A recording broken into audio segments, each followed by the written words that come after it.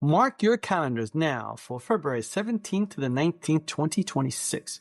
Because if you miss this, you'll be playing catch up all year. This is the future unbound and the most important higher ed marketing and enrollment management conference of 2026. Insights EDU is taking over Fort Lauderdale, where Google, Meta, Reddit, MIQ Digital, and top institutions nationwide will pull back the curtain on what's next. Are you ready to adapt or be left behind? Insights EDU 2026 is where leaders become game changers. Register now at insightsedu.com. That's insightsedu.com. Early bird pricing ends December 15th, 2025. EdUp Experience has brought you powerful conversations with more than 400 college presidents and higher ed leaders, over 1,000 episodes and counting. Now, we're inviting you to join us in shaping the future of higher ed podcasting. For just $5.99 a month, you lock in that rate for life, but only if you sign up before December 31st, 2025. As a supporter, you'll get ad-free early access to episodes. Prices go up after December 31st, but your rate never will. Visit edupexperience.com. That's EDUP experience.com. Click support the show and join our community today. Welcome back, everybody. It's your time to EdUp on the EdUp Experience podcast, where we make education your business. This is Dr. Joe Salustio back with you another episode here. And I got to tell you guys, it has been an exciting time at the EdUp Experience podcast. We've recently passed or surpassed over 500,000. That's 500,000 for anybody that's thinking about doing the math in your head. Downloads or plays or streams, whatever word you'd like to use, of our podcast episodes since we began this journey on January 25th, 2020. The date is burned into my mind as the first time we ever released a podcast. It's been a wild ride. Thank you for your support, our listeners, supporters, guests, sponsors. Thank you so much. And the incredible insights. I mean, I really don't do much. We bring on people that do the work, that talk about their institutional work. That's where all the insights come from. It's just been, it's been an honor of a lifetime, and we want to just say thank you again. With me today as my guest co-host is somebody that has been on many times before, and then he disappeared. I thought perhaps he just decided he didn't like me anymore, that I said something to upset him with a sound effect, because I do often like to make fun of my guest co-hosts. I mean, let's just be honest. I also make fun of myself, so I do pass it around. And some of these guest co-hosts are pretty strong with the returns. But, he disappeared on me, and I was like, what happened to him? But he's back. Maybe he does like me a little bit. Ladies and gentlemen, here he is. He is Gregory Clayton. He's president of Enrollment Services and more at our great partner, Education Dynamics. Greg, welcome back, man. Where you been? Thank you, Joe. I've just been busy, and I figured I would give you some time to come up with some new material to tease me with. See, you see how that works? And that concludes Greg's time here as co-host of the... No, I would never do that. Well said, Greg. To be quite honest, I'm always looking for new material. Perhaps you can help me and train me, because the new material always comes from our guests. That's where the greatest material comes from. We've got a great guest with us today, Greg, hoping that you don't screw up the episode here. Yikes! But let's get her on real fast and get right to the conversation. Ladies and gentlemen, she is Dr. Romaine Seguin. She is interim president of William Woods University. Welcome to the mic, Romaine. How are you? Very good, sir. Hey, I'm not a doctor. I do have my MBA, but I am not a terminal doctor. degree is terminal degree. We're going to call Well, you doctor. I have a whole nother philosophy on a doctor's degree, so that's another discussion we can talk about. Yes, that's okay. We often make mistakes here at the EdUp Experience and keep them in. That's how we roll. So tell us just first about yourself a little bit, and tell us about William Woods University. Yeah. So I actually graduated from William Woods in 1982. Oh wow! And I could have gone to Mizzou, right up the street from us, but I went to a very, very large high school. I was this close to signing with University of Missouri to throw a softball. And I said no. I was back on my way to St. Louis, and I stopped here in Fulton, Missouri on the campus. And I fell in love with the campus, and it was 20 students per class. I'm like, you know what? I'm not going to throw a softball after I graduate. I don't need to go to a D1 school. So I ended up here. And from there, I came as an athlete. I left as academia, and I worked for UPS for 38 years. I was an executive there. I moved 9 times. Supply chain logistics is my expertise. What made me successful at UPS was I knew operations and finances. So it was great. And I thought I retired from UPS, and a nonprofit out of DC called me, Good 360. And it was a logistics nonprofit. And I said, I'll give you 2 to 3 years, set up your strategy. And I actually gave them 2 years and 7 months. I thought I was going to retire again. And here I am sitting in the seat. So, I've been on the board at William Woods since 2011. I've been the chair since 2019. And the previous president left for other opportunities. And I am now sitting in the seat, and it's been absolutely a great experience. Education is very different than corporate America. I want them to try to meet me halfway. Not all the way as like corporate America, but at least halfway. And that's been a fun journey with the folks I work with. The students by far are the best, and the professors are just amazing here.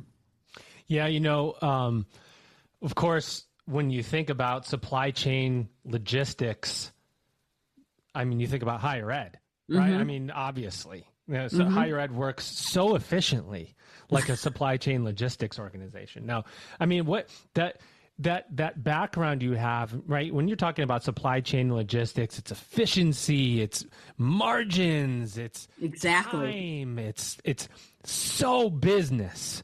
It is. And then you take that to an institution, and that institution does not operate anything like that in many ways. How have you controlled your expectation and reality together?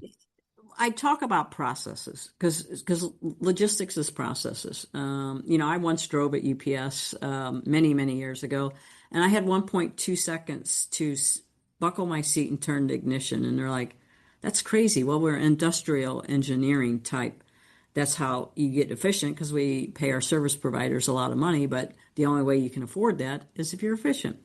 So I would start asking about processes. Okay, when a student inquires about William Woods, what happens? What are the trigger points? What's the flow of an applicant? And you soon find areas that you can improve on. You find bottlenecks, what's causing the bottleneck. And you walk through that life cycle of a student. Let's face it, a university has 2 customers, donors and a student. That's it.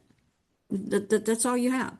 So understanding the processes, especially the student, what they go through, is that's when they started really working with me. Like, I get it. I can help her. She can help me with the pain points. Is there a better way? Should a different department be looking at transcripts? Why is this department looking at transcripts? So that's been the fun part of the job with the staff. So, if you look at a community campus, you have the professors, you have the staff that supports the institution, and then you have the students, and then you have athletics and the head coaches. So that's the campus community. And we all function in different ways, but the end game is the number one is the student. Whether it's the student athlete, whether it's financial aid, whether it's someone in human resources, making sure their IDs processed correctly. And then you have the campus life of student engagement. So it's I find it very fascinating that I say this in a kind heart. Academia loves admiring problems. Oh yeah, we like to talk about them and cut them up 7 weeks from Sunday. And I'm like, my previous life, you roll up your sleeves. I mean, you couldn't have a problem unless your stock price, blah, blah, blah, blah, or, you were in the office, blah, blah, blah, blah. But, and I say that with respect because of how, if you've been in academia your whole life, that's how you grew up, Um, and in understanding what I've really brought to the table is them understanding business models, understanding the bottom line. And that's why I want to get to that doctrines. And I make a big point that I do not have my doctorate degree, but I understand finances extremely well. And that's, like athletics. I've broken down each sport that has a P&L. And they all like, well, we got our budget. I'm like, okay, do you have your indirect salaries that supports you? The assistant athletic director, your student information director, your weight coach, and that all supports your student athletes. So you don't account your indirect. They didn't account for GAs. I'm just talking about what happens in athletics. And I'm like, oh, by the way, what about when they attend class? Who's paying the professors? So we got that across. So tomorrow is my first meeting with the head softball coach to see the temperature, how they're going to take this, me and the athletic director. I just hired a new athletic director, and I really want to get the flavor for how they're going to respond to this. Greg, before I pass it to you, just because I don't want to, you downplayed your UPS experience just a bit by saying that you had to turn the key in a truck in 2 seconds or whatever it was. You were VP of Minnesota, Chief Operating Officer of Europe, Middle East, and Africa, then President of UPS International for the Americas region, then President of Global Freight Forwarding over 38 years. So this is somebody that understands business, Greg. Yeah. Yes, and to that end, I feel like I'm talking to our board chair. I feel like I'm talking to a business colleague. Is that why you're sweating? Is that why you're sweating so much? I'm like, wow, allocated costs. Well, I mean, you are technically, I'm on a leave in absence. You are technically talking to a board chair. So that's a good thing. So Greg, you pick that up real quick. Yeah, I loved a couple of things that you said. I want to go back to them. One thing you said is so funny. We, in one of our past iterations, we had a board chair that his favorite remark was, let's stop admiring the problem. I love that you said that. But the thing I didn't say stop. I just say they admire problems. Problems don't get solved when you admire them. Yeah. But you talked about higher ed having two customers, donors and students. And I picked up on that too. We talk about at our company at Education Dynamics, if you boil down, to two things that we help colleges and universities with that are our partners, we are their strategic growth partner. So we help them find solutions that drive more revenue into the institution. And we also help them amplify their reputation so that it complements revenue opportunities. And it boils down to a lot of things, but it all comes down to the addressing the preferences and behaviors of students, which are one of the core customers or the core customer of higher ed. A lot of institutions we find they shy away from using the word customer to describe a student. And I just wonder, when you use that word like that, do you get a similar reaction, where you're at now? And how do you think about that? Well, I use it with the board. You don't get a reaction from the board of that at all. My staff, I use it with now. Will I go up to a student and say you're a customer? No, that's completely different. But when I'm talking in a business sense, which I consider this EdUp a business platform to educate people about institutions, whether it's financial, whether it's, getting students in, whether it's experience, whether it's what athletics you feel is good for an institution, whatever it may be, I always take an opportunity to talk about where your revenue's coming from. 100%. And but I'm not going to go to the 18, 19-year-old student and say, hey, you're my customer, but technically they are. And and they should get a return, on what they're purchasing. And, I tell three things to a parent, to if they're visiting, if they're going through Woods 101 that they've already anteed up, and I go, three things: safety for your son or daughter, the best student experience, and they walk across the stage in 4 years. And I live on campus. I walk to my office. It's about 0.3 miles. And I do that by design because I want the students to walk. I mean, it just kills me when I see a student live less than a half mile. They drive their car to Tucker where they eat. I'm like, come on, it's a beautiful day. Walk. And look up and not at your phone when you're walking through your trip. That's a whole nother situation. But, just the first steps, get them walking. Go ahead, Gray. One follow-up question to some of the things that you said, and you clearly have an incredible career in business, particularly in an area that doesn't necessarily assimilate well with higher ed culture and logistics and finance and so forth. But there are a lot of college presidents that I know are audience of this podcast. If you were to give college presidents out there a couple of things to think about from your board chair experience, your business experience, and now being interim president for the months that you have, what would it be? My number one, and I'll give you the three. My number one is to be very visible with your staff, with your professors, with the students, with the parents, with the community. When I say community, outside of the campus, whether it's, I'm going to have coffee with the chief of police. Why? I want to make sure I have a good relationship with them. So I think visibility in this position is important. That's why I walk, so they see me. I see what students are doing. I'll pop my head in Tucker Dining Hall where the students eat. I try to attend sporting events because I am a sports geek, but I also support the student athletes. So I think visibility is number one. Number two, transparency, especially to our professors. If financial numbers aren't going right, you got to tell them. I mean, there's nothing wrong with that. They can support and help you. So transparency is critical to me. Whether you have a parent calling you or a student, you might tell them news that they don't like, but you're being very transparent and honest with them. And number three is, I say, wear your emotions. Show that you're passionate about what you're doing for the institution. And everyone's different, their DNA. But are you happy the students are here?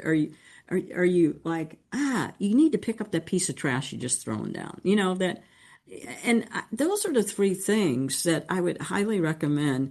But the visibility and transparency is so important to me. Nailed it. When you think about your role, there's like so much psychology around what's happening with you right now. Board chair, coming off the board to take over as interim president. Interim president by itself is a tough role because are you making change? Are you not making change? As board chair and interim president, it's a little more certain because you could see the change that needs to happen, and you don't have to. You're going to be a part of it no matter what. But then also probably, I'm guessing, somehow involved with the search committee or the search process for a new president. Yeah. So now sitting in this seat for almost 8 months, I am an alum. We're 155 years old. Previous to Dr. Moreland, who had 3 years here, we had 12 presidents in 151 years. Think about that, 12. Our previous president before Dr. Moreland was Dr. Barnett for 31 years. That's 31 years. Yeah, it's insane. There's a lot of longevity here. In fact, Dr. Julian Herzog, who was one of my professors when I was here, think about that. I graduated in 82 and he was a professor of mine. He's celebrating his 50th anniversary, and it took me 12 texts and 3 phone calls to finally convince him I want to do a celebration. He didn't want the spotlight on him. I go, I'm not going to put the spotlight on you. I go, but my gosh, you've been here 50 years. You've been here a third of the years of longevity of the institution. So we're having an event, a brunch that's inviting his friends. He graduated from the University of Florida, Gator fan. Not happy about that, but that's okay. And different past students.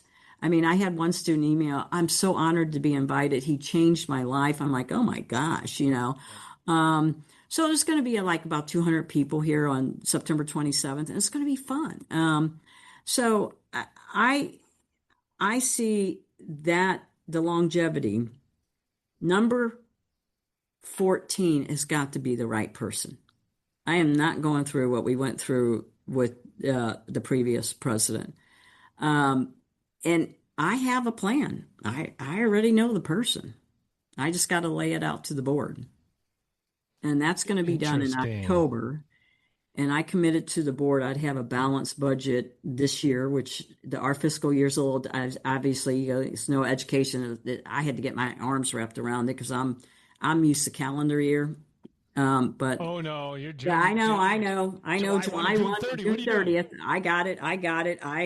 You know, but it messes up donors too, because they're like, well, wait, you know, I got to get my money in by the end of December. I'm like, well, okay, that's fine. But you know, that just whole process on fiscal year versus the what we deem as calendar year, January through December 31st. So plan to have a balanced budget June 30th, 2026.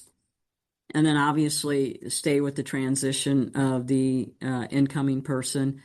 And has longevity, has all the credentials, connections with everything that needs to be connected. So I'm really excited to lay it out. But as Greg, if you deal with boards, as you well know, boards can be finicky. Yes. You know, especially if it's not their thought or whatever. But I think I got a little mojo after sitting in the seat, and I also am a big donor to the university.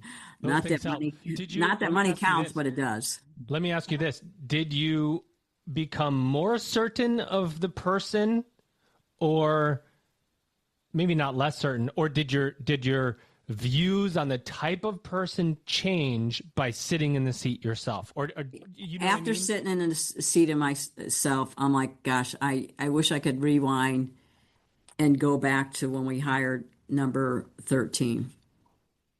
If you think you can coast into 2026, think again.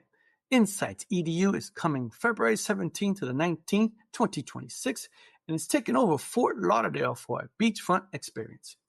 It's the event that will flip your marketing and enrollment strategy on its head. 3 days, over 65 expert speakers, and over 40 sessions. Zero fluff. Just powerhouse strategies from the most anticipated platforms like Google, Reddit, Meta, MIQ Digital, and the most forward-thinking schools in the nation. You'll get the real wins, the board ideas, and the hands-on tactics to grow programs, drive engagement, and create the student experience today's modern learner demands.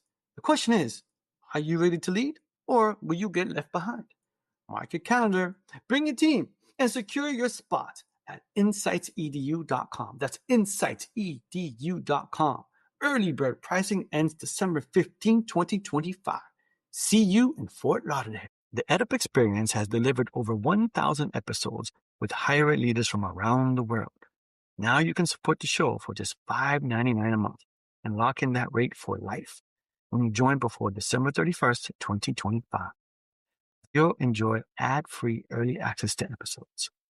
Go to edupexperience.com. That's EDUP experience.com. Click support the show and secure your lifetime rate today. I wish I could have rewound that. Now knowing what this institution needs, the longevity of our professors. I mean, Julian, 50 years. I mean, I can just go through a number of them. And you guys, we don't pay professors. I mean, professors don't get paid a lot. I mean, okay, they're on a 9-month contract or whatever the math is. After graduation, they're gone and they come back August. Yeah, they're on a 9-month contract. But they're here for the love of the student. They're here for the love of education. And I just, you know, I have Dr. Frank Kasafi that takes it on his own to teach fencing to students and created a patch. And they do it on their own time. I got another professor, Dr. Jacques Turkowitz, who teaches jiu-jitsu to students on his own time. I mean, that's the kind of people I'd put up our 58 professors against anyone. In fact, the college across town, we're a university, they're a college, and because we have masters and doctorate, he's envy how the type of professors I have, and it's just different. They've grown up. Dr. Barnett, who was here total 49 years, she was a professor for 18. She was one of my professors, and then she became the president. That was number 12. She was president for 31 years, and no one. I know what this institution needs, and this individual would have at least 20 years. And that's what you want. You want stabilityness. You want, and just every box is checked. Now I just have to be the most professional salesperson. I would say probably of a 15 board, there'll probably be 3 or 4 like, I don't know. Maybe we need to go through a search committee and maybe. And I just think after I lay everything out, the compellingness of this is the right choice. Let me, and now I have the table set with positions. I hired a new athletic director. I was here week 3 and the athletic director came in and says, hey, I'm going to give you my 2-week notice. I go, is it because of me? And he goes, no, I want to get closer to my family. I want to go work for the NAIA. And I'm like, okay. I go, well, who would you put in the seat? Interim. And so I couldn't hire a president right in the middle of it. I just got a new CFO. So like in November. And so I hired a new athletic director. He's been now here for a month. Yeah, a month, a little over a month. Doing a great job. Was athletic director at Central Methodist. Has a lot of credibility and it's just what the head coaches needed and wanted. So I'm real pleased with that. Hired a new chief development officer. And just one more change and then the table's set. And that was really my job, to come in and make sure there's processes in place, really get better understanding of the financials by either sport, we have 2 really unique education programs here that sets us apart from most colleges. We have ASL, American Sign Language, and then EQS, Equestrian Science Study. So we have about 102 horses on campus, like real close to me, and stables we have here. We have 147 stalls. So it's a very unique program. We have pre-vet that goes along with that. So understanding the finances, after I get done with the athletics, EQS is going to have its separate P&L, and just the rest of the institution will roll it by itself. But those are unique and expensive programs. Whether it's a football team, a softball team, or riding horses, you got to watch the ins and outs of both those programs. When you think about the future and the next president and everything, there's a question at the end of this, but I'm curious about how you think of this about this with your board chair hat on as well. But a lot has changed in higher ed. If you take the last 8 or 9 months, there's a moment, people are referring to it. We're in a moment in higher education. It's different and it's somewhat dynamic. And there is, I think, maybe more clarity today than there was in maybe February with some of the things going on and everything. Right. But there's also, a demographic cliff that everyone has been talking about for over 10 years. And then we have had access to some models that predict that institutional viability in terms of the number of at-risk institutions in U.S. higher education is around 50% now, Yikes. Up from 32% just 44 years ago. When you think about all of those things and how student preferences and behaviors are also evolving a bit, and then you think about you're hiring a new president, are you thinking about it in terms of attributes of a business-minded individual, or do you want higher education experience? How do you think about all those things in the context of the moment? Well, it's a great question, first of all. This individual has both, which is unusual. It has the business from family business background, entrepreneur, parents, the whole gamut, and also been a superintendent of a large high school, and also as a graduate. And so, to me, that was the key of understanding business, the education. See, I don't have the education side, but who I rely heavily on is Dr. Caroline Boyer. She's my provost, and but the professors are so good here. It's and I'm very transparent. I don't know what I don't know, and in fact, I kind of make it a joke about the doctorate degree. I was sitting at graduation, and I call it my habit because it's a regalia, but I call it my habit because it does look kind of like a nun's habit. And I go, Caroline, my provost, was sitting right next to me, and it was May 3rd. I'm like, boy, it's going to be hot on the stage. We have undergrad, grad, and doctor. And she goes, did you wear your suit jacket under there? I go, yeah, because I'm eventually going to. She goes, no, you got to wear sleeveless. I go, that's why you're a doctor and I'm a doctor and I'm not. So there's funny moments like that come up, and I'm like, that's why you're the doctor and I'm not. So, I don't know what I don't know in education. We're going through a Higher Learning Commission, HLC, that you get certified every 5 years, and they'll be on campus on the 26th. But I got Dr. Carrie McRae, who's a rock star, who's so organized. And I went through it as a board member in 19, but I didn't go through it as sitting in this seat. So you got to cross a few more T's and dot a few more I's. But sitting to answer your question, sitting in here in the chair, it's validated and really reconfirmed of what we need. I thought, after sitting here, I'm like, and now it makes so much sense. And to the cliff, last year was the high school students. That was our largest class. They're going to start going down after last year. So we're now going on that cliff. Now, is it at 10 years, it's going to be much more. I mean, but it's going to be, we're all fighting for the same students. So again, then you go back, how can we enhance their experience? So it's all about customer experience. It's that whole customer-centric thought. And I think students or high schoolers, I mean, look, they have everything at their fingertips. They can order something like that.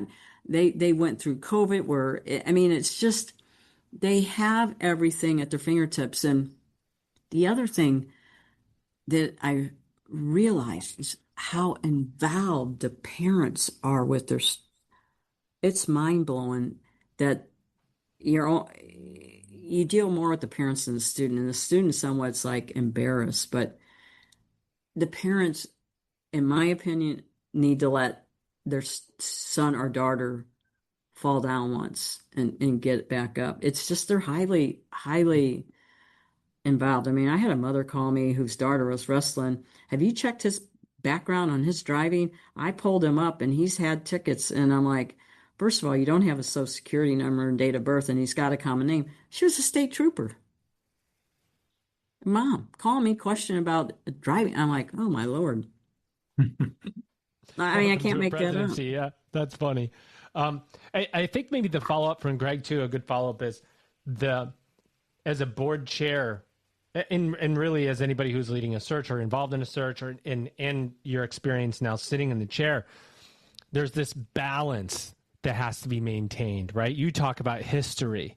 Simultaneously in your sentences, Romaine, you're talking about history and about the student technology boom, right? And higher ed has really struggled to find people that can lead in, and I say higher education, not any institution in particular, but finding the right balance of person who's willing to challenge some of the tradition, knowing that there's so much inertia that builds, like why should we have to change, and why do we need to adopt this? That in those years of service and sometimes long tenured individuals are more likely to dig their heels in when presented with change. That's broadly across higher ed that I see in my role. And then that balance of how do we honor the mission, how do we honor the tradition, but go, boy, oh boy, do we need to change these things yesterday? How do you, that's such an intricate set of skills to command. Well, we sat down as a team when I got here. I was like, what are the must keeps that tie to the culture? That there's no debate. It's part of the mission. It's part of the culture. It's part of the fabric of William Woods. And then everything else is on the table for change. And I think as a leader, as the president, collaborating with your staff when you get to that part of the change and really weighing out, and always keep the student number one. Is it good for the student? Is it good? I mean, institution second, but the student is first. If we make this change, and I always start out, what is non-negotiable? What must stay with our fabric? As I always say, this is our fabric. And I think that's real critical if you're going to really go in and say, boy, this really needs a radical change. It could be anything. So people often talk about their mission statement. I wouldn't touch our mission statement. It's just the way it is. People talk about, should we cut out a program? I mean, I was faced that, there's a couple board members that wanted to cut out EQS. And when I got here, I'm like, over my dead body. It's not an expense issue. It's a revenue issue. We got the wrong people in the wrong seat when we made changes, and now the students are starting to go like that, so that's where you really, when you sit here, ASL and EQS are two programs that will stay. That's our cloth. And that's what puts William Woods on the map. I mean, if I'm external and someone sees, like I wear a William Woods University pin, they're like, is that horse school? I go, it's Equestrian Science. And the reason I say that is because when I visited this campus in 1978, I saw all these, it was all girls' school, all ladies' school. I see all these ladies walking around with breeches and boots on. And I'm like, are there horses here? And she goes, excuse me, it's called Equestrian Science. I go, okay. And then I had a roommate, when I was a freshman, was roommate. I thought it was a blow-off degree. It's one of the hardest darn degrees you have to go through. I mean, and do they put the hours in it? The barn, they take a lot of, pre-vet classes, not that they're going to be a pre-vet, but they have to understand the horse anatomy and just horse care. It's not a blow-off. It's, to me, one of our toughest disciplines for a degree. That's a fact. That's a fact. Greg. Yeah. Romaine, to follow up a little bit on kind of the question around institutional viability and thinking about the long-term future of higher ed and institutions, particularly the ones like in the models that we have looked at, the institutions most at risk are the private institutions, like smaller privates. And, in our work at Education Dynamics, we have been really working with colleges and universities and helping them address the needs of what we call the modern learner. And, one of the needs is personalization and speed of response. It's expected by them, and it shows up in our study. I was reminded of that when you said you could start your car in 1.1 seconds or whatever it was when you were at UPS. 1.2 seconds. I had to start the ignition and buckle my seat all at the same time. That's great. And what about now? Can you still do that? But here's the thing. Our service providers, who the external world calls drivers, they have power steering automatics. When I drove, you did not have power steering. It was manual. I mean, and you had to, some of the cars you had to just jam in, the gear shift. It was fun. It was fun. it's kind of almost like higher ed in some ways in students. You know, we have all of these tools and all of this tech now, and all of this information is available and accessible. And that's evolving with AI and everything, how students are finding institutions. If you're not discoverable on AI engines, like showing up in AI overviews and in Google, and eventually fully AI mode with Google and everything, you're not discoverable. But when you think about the future of higher ed, I've seen some models that predict we might be down to 1,500 institutions in higher education within 10 years. How do you guys think about that, you know, from a board perspective? Well, it keeps me up at night, quite frankly. You know, you look at just, pick this geographic area. So I'm in Fulton. There's 2 institutions in Fulton of our size, 1 in Jeff City and 2 in Columbia. So you have 5 institutions that are all private, small institutions. I'm looking at models, but let me tell you, Greg, it takes like almost giving up first child, if I had a child, to convince people. Why not set up a model where you have, you know, a lack of better words, I don't want to call it back office, but a central site that does payroll, that does your general ledger, that does hiring, IT. I'm a big component, but IT is so fragmented across the institutions. Unlike supply chain, you have very similar technology, but institutions, it's like, okay, everyone might have Genzabar, but different farms, and then they have different add-ons and different software that they feed Genzabar and what have you. But what if there's models out there that you have a central site that does all the work that's really not transparent to the university itself, payroll. I mean, who's going to worry about payroll except for they get paid on time and the right amount? The hiring process, as long as it's consistent and it's good. I mean, I think there's a lot of expense that can be taken out of these 5 institutions, but getting the board to buy into this, to get institutions to buy into it, that's the way to go if you want more than 1,500 institutions to survive, because you can start taking some big dollars out by doing that. Or what if you set up, like in this town, I'm meeting the president of Westminster, you set up an LLC that overlooks both these institutions. You call it something else. But again, it will come down to a board issue, and people get their emotions. Like in our board of 15 board members, 6 are graduates, 9 Westminster across town, all but 1 are graduates. And it just gets emotions. And I get it. I'm a graduate. I 100% agree with it.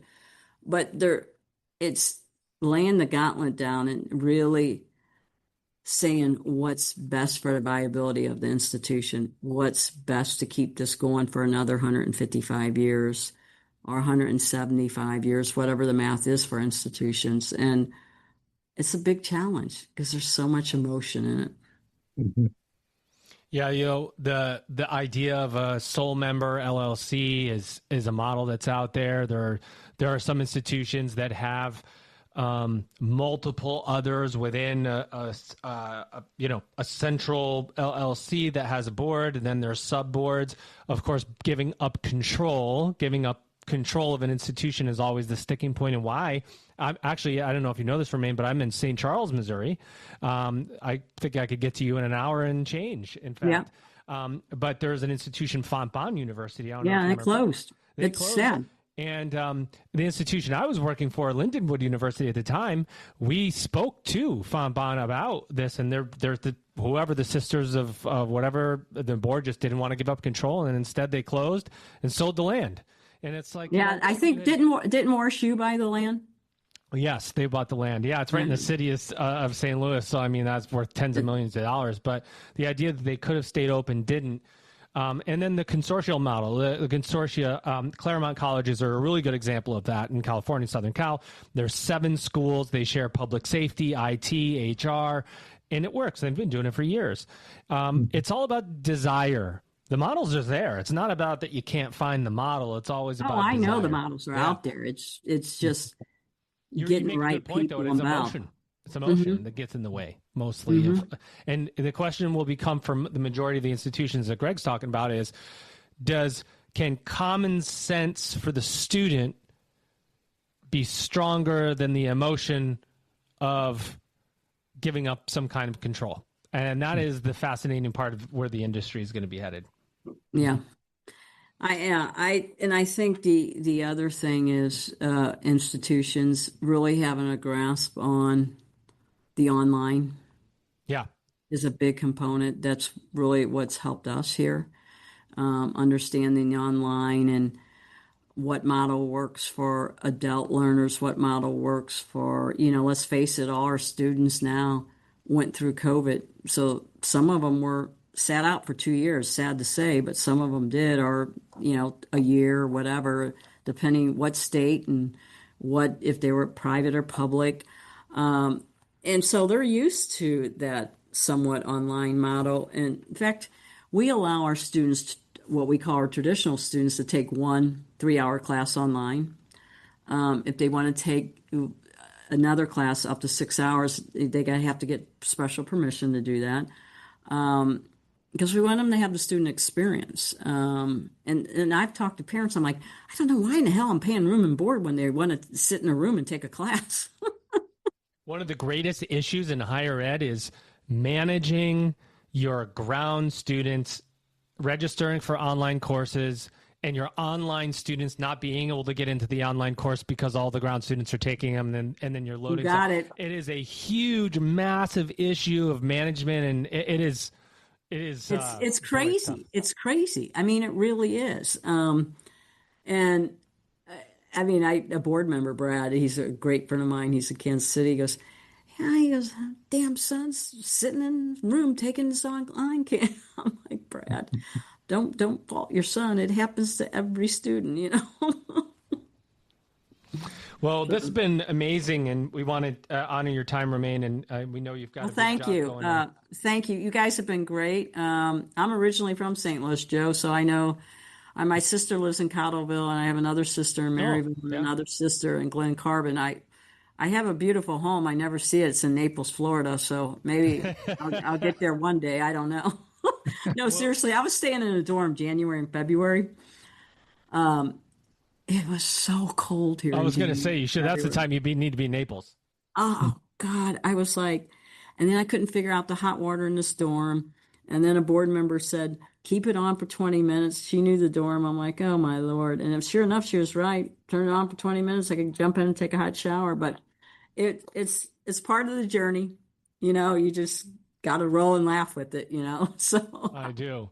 Well, Greg, thanks for being here with us and representing Education Dynamics and all of the great work that you do to help institutions grow. Yeah, thanks, Greg. And thank you for the very insightful questions. Thank you, Romaine. It was a pleasure to talk to you. Now I'm going to get the outro right. Wait, let me get the outro right. She is Romaine Seguin. She is the interim president of William Woods University, board chair, and leading the search for a new president. See, the second time we get better. Romaine, thank you for being here. It's such an honor to talk with you. Thanks, Joe. You guys have a good day. Okay, take care. Attention, higher ed leaders. It's time to shake up your marketing and enrollment strategy. Join us at Insights EDU, February 17th to the 19th, 2026 in Fort Lauderdale, Florida, for a beachfront experience and the best higher education marketing and enrollment management conference. Early bird pricing ends December 15th, 2025. Register now at insightsedu.com. The future unbound is at Insights EDU 2026. Support the EdUp experience for just $5.99 a month and lock in that rate for life. You'll get ad-free early access to episodes. But hurry, price goes up after December 31st, 2025. Visit edupexperience.com. That's EDUP experience.com and click support the show.